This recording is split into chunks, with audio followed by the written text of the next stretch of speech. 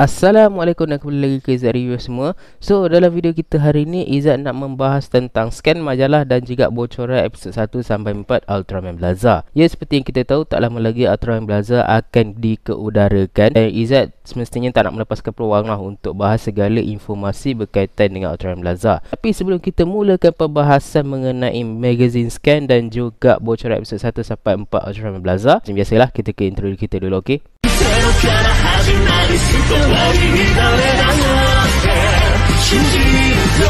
Scan majalah yang pertama ini bagi Zat tak berapa penting sangatlah, sebab dia just menunjukkan Ultraman Blaza itu sendiri. Dan juga kat tepi tu pula ada Gento Hiruma, ada Ultraman Blaza yang sedang melakukan pose, dan ada juga rising sequence daripada Ultraman Blaza itu sendiri. Cumanya yang Izzat rasa kat sini yang menarik adalah Ultraman Blaza tu lah. Daripada dia punya shot dia tu nampak macam style gila lah bagi Izzat. Cantik dia punya shot ya. Cuma maklumat yang kat sini bagi Izzat tak berapa penting, sebab kita semua dah tahu dah. Kat sini ada alat transformation daripada Ultraman Blaza itu sendiri, kita Blaza Brace dan juga Blaza Stone. Jadi sebabkan tak ada apa-apa menarik, kita ke scan majalah yang berikutnya pula ya. Scan majalah yang berikutnya pula memperlihatkan musuh utama bagi Ultraman Blaza ini, iaitu sejenis kaiju luar angkasa dengan bentuk crustacean bernama Bazanga. Dan pertarungan antara Ultraman Blaza dan juga Bazanga ni mengambil latar tempat di malam hari. Jadi Izzat rasa kita tak perlulah nak cerita banyak, sebabnya dalam teaser trailer ada kemunculan Bazanga dan juga dekat official trailer pun banyak menampilkan scene pertarungan antara Ultraman Blaza dan juga kaiju Bazanga ni. Kaiju Bazanga ni merupakan musuh pertama bagi Ultraman Blaza ya, dan merupakan kali pertama di mana Ultraman Blaza dan Gento Hiruma bakal bekerjasama untuk mengalahkan kaiju ni. Gambar Bazanga dan Ultraman Blaza bertarung ni pun dah keluar banyak kali ya. Izzat pun dah banyak kali sertakan juga gambar dua ni bertarung di pelbagai video Izzat sebelum ni. So korang boleh check lah. Kita lanjut ke scan majalah yang berikutnya pula. Scan majalah yang berikutnya pula memperlihatkan Gyarados ya. Gyarados ni merupakan kaiju akuatik dan merupakan lawan kedua bagi Ultraman Blaza. Rupa dia pun kita dah tahu dah, dia ni memang makhluk akuatik dengan ada insang dan juga telinga yang menyerupai sirip yang mirip dengan King Gesura. Ini merupakan makhluk bawah air dan merupakan lawan bagi Ultraman Blaza di episod yang kedua dengan tajuk episod The Man Who Founded Sky.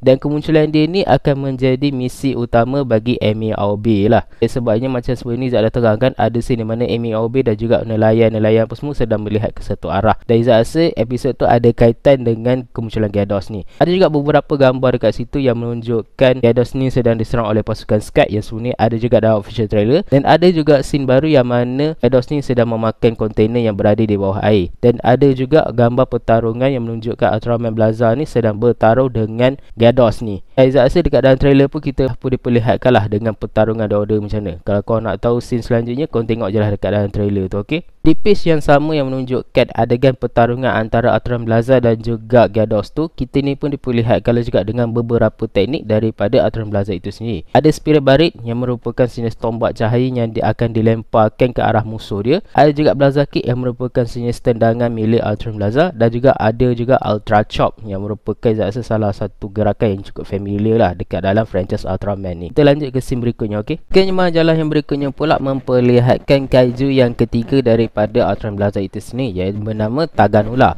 Taganula merupakan sejenis kaiju yang merupai kumbang dan akan menjadi lawan bagi Ultraman Blaza di episod ketiga. Episod ketiga ni juga akan menjadi debut bagi mecha milik Sky, iaitu Afgaren. Kita boleh nampak lah dekat dalam scan majalah ni adanya pertarungan antara Taganula ni dan juga Afgaren. Dekat dalam trailer pun memang banyak juga lah memperlihatkan pertarungan antara Taganula dan juga Afgaren ni. Ini merupakan salah satu episod yang paling Izzat tunggu ya, sebab Izzat nak tahu sangat apa kemampuan yang ada pada Afgaren ni. Dan adakah Afgaren akan menentang Taganula ataupun kalah, kita tak tahulah. Tapi Izzat rasa mungkin Afgaren ni akan kalah lah, sebabnya dekat dalam scan majalah yang sebelum ni pun ada memperlihatkan Ultraman Blaza pun turut serta dalam menentang Taganula. Bagi siapa yang tak tahu, Taganula ni mempunyai kebolehan untuk dia menyerap energi daripada belalai dia. Mungkin korang tak nampak, tapi kalau korang tengok daripada sisi, kau boleh nampak lah ada satu belalai yang terjuntai daripada mulut dia, dan dia akan gunakan tu untuk menyerap tenaga lah. Dan tajuk untuk episod ketiga ni bertajuk Its Name is Afgaren. Kita lanjut ke scan majalah berikutnya pula ya. Scan majalah yang berikutnya pula memperlihatkan kaiju terakhir dan juga kaiju bagi episod 4 untuk Ultraman Blaza ni, yang bernama Levira.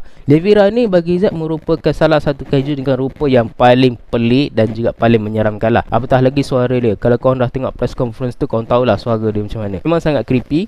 Bentuk dia pun memang tak jelas lah. Dia punya tu memang nampak terlalu absurd lah bagi Izzat. Dia boleh berjalan dengan 4 kaki, tapi dalam masa sama juga dia boleh berjalan dengan 2 kaki juga. Dia ni akan menjadi lawan bagi Ultraman Blaza dan juga Afgaran di episod 4. Ada juga beberapa scene menunjukkan pertarungan antara Afgaran menentang Levira. Zat memang tunggu dia juga lah episod ni sebab rupa dia nampak pelik. Jadi Zat nak tahu apa kebolehan yang ada pada Levira ni.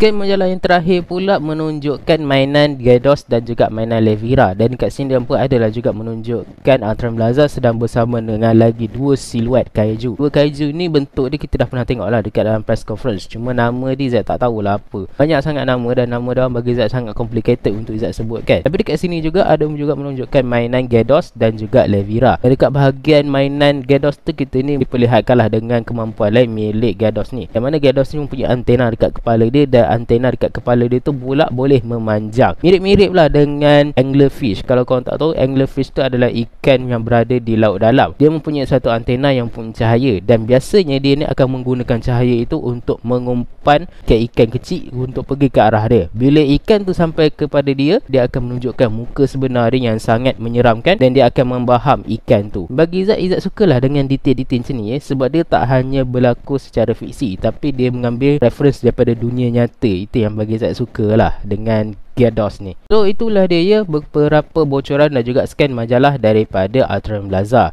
Oh, memang menarik betul lah Ultraman Blaza ni. Bagi Zat, Ultraman Blaza ni memang Izzat rasa macam salah satu siri New Generation yang bagi Izzat memang cuba mengambil kembali vibe-vibe daripada Ultraman era Heisei dulu lah, dengan rupa kaiju dia. Dan juga kalau korang nak tahu, Ultraman Blaza merupakan Ultraman pertama semenjak Ultraman Cosmos yang menghadirkan banyak kaiju-kaiju baru. Sebabnya Ultraman selepas Cosmos dia bermula daripada Ultraman Nexus sampailah ke Deka, dia ni banyak menggunakan kaiju-kaiju daripada siri sebelumnya, kaiju lama dan juga kaiju yang dibuat dengan modal repaint ataupun dengan modifikasi daripada sub kaiju yang lain. Manakala untuk Ultraman Nexus tu itu lain cerita lah, sebabnya Ultraman Nexus tu dia menggunakan kaiju yang sama yang muncul sebanyak 3 kali, iaitu Pedalian Gyarados tu telah pun muncul sebanyak 3 episod pertama Ultraman Nexus. Lepas tu barulah pula Space Beast yang lain muncul. Zat memang respect betul lah Subraya, sebab Subraya ni Zat rasa diorang faham kalau minat-minat diorang kadang-kadang tak berapa suka sangat dengan cara diorang macam tu, yang banyak memunculkan kaiju-kaiju lama,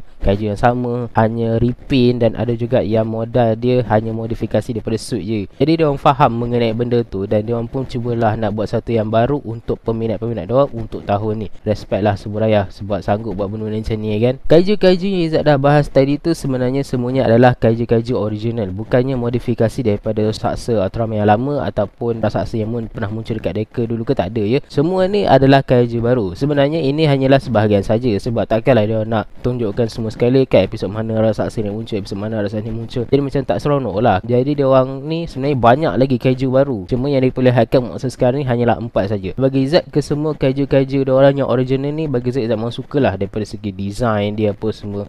Memang style nampak menyeramkan, dan Izzat sukalah dengan design dia orang tu. Seterusnya Izzat bahas pula adalah berkenaan dengan Ultraman Blaza itu sendirilah. Sebabnya yang ini Izzat dengar lah daripada apa yang orang cakap berkenaan dengan siri Ultraman Blaza ni. Sebab ada orang yang dah dapat tengok siri Ultraman Blaza ni sebelum kita, dan dia mengatakan dekat siri Ultraman Blaza ni tak akan ada langsung inner dimension. Inner dimension ni kalau korang nak tahu apa, dia adalah salah satu tempat yang mana semua human host Ultraman bermula daripada zaman Ultraman era New Generation akan gunakan untuk bertukar. Dia perjelaskan jugalah kalau Ultraman Blaza ni tak akan ada inner dimension. Inner dimension ni merupakan tempat yang selalu sangat kita nampak human host ni akan melakukan gaya sambil mengucapkan catchphrase dia sebelum dia ni bertukar menjadi Ultraman itu sendirilah. Dan dikatakan Ultraman Blaza ni tak ada benda tu, sebab Ultraman Blaza ni akan bertukar secara real time. Sebenarnya ini bukan benda baru, sebabnya dekat dalam Ultraman Trigger pun rasanya semenjak episod 13 saya rasa Kengo dah mula bertukar secara real time. Jadi ini bukanlah benda yang baru, cuma pada permulaan tu lah, dari episod 1 sampai episod 12 tu Kengo ni banyak menggunakan inner dimension. Tapi start daripada episod 13 dan beberapa episod kedepannya tu Kengo ni dah mula bertukar tanpa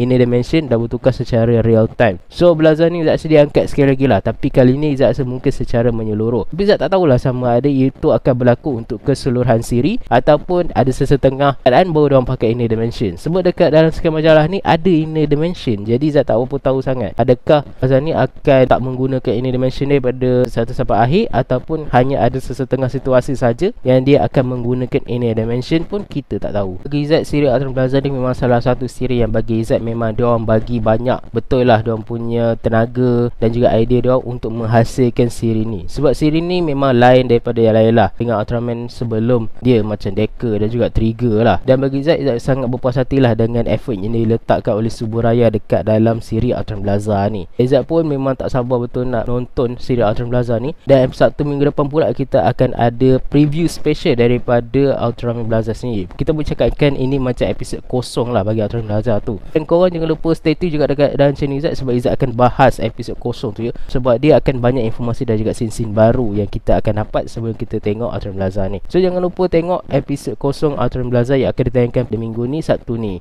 So Izzat rasa itu sajalah video kita hari ni berkenaan dengan bocoran dan juga beberapa informasi yang kita dapatkan daripada Ultraman Plaza. Kalau korang ada apa-apa informasi baru ataupun korang ada benda yang nak korang request untuk Izzat bahas, jangan lupa tinggalkan komen korang kat bawah, ok? Jangan lupa like, share dan subscribe video Izzat. Kita jumpa lagi di next video. Assalamualaikum dan bye. 未来の邪魔はさせ